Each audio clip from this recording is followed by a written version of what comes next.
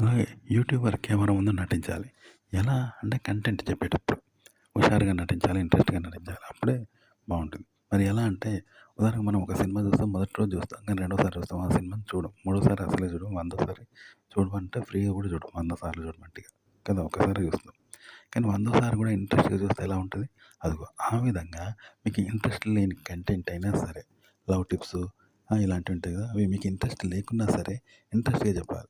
అంటే ఒక సినిమా మొదటిసారి చూస్తే ఇంట్రెస్ట్‌గా చూస్తారు కదా! అలా మీకు ఇంట్రెస్ట్ లేని సినిమాని కూడా అలా చూస్తే ఎలా ఉంటుంది? ఆ విధంగా మీరు చెప్పే కంటెంట్ మీకు ఇంట్రెస్ట్ లేకున్నా ఇంట్రెస్ట్‌గా చెప్పండనమాట. ఓకే.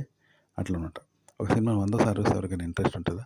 అయినా ఇంట్రెస్ట్‌గా చూస్తే ఎలా ఉంటది? అలా ఇంట్రెస్ట్ లేని కంటెంట్‌ని కూడా ఇంట్రెస్ట్‌గా చెప్పండనమాట. వినేవాళ్ళకి మంచిగుంటది. అట్లా ఉత్సాహభరితంగా ఇంట్రెస్ట్‌గా చెప్పాలి. మీకు ఇంట్రెస్ట్ ఉన్నట్టు.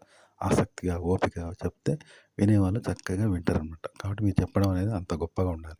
ఉంటే ఏ విషయమైనా వాళ్ళు వినగలుగుతారు. చెప్పే విధానం అంత బాగుండాలనమాట. ఎంటర్‌టైన్‌మెంట్ చేస్తావా? ఓపికగా చెప్తావా? హుషారుగా చెప్తావా? ఆసక్తిగా చెప్తావా? అట్లా చెప్పాలన్నమాట. చెప్తే వాళ్ళు వింటారనమాట.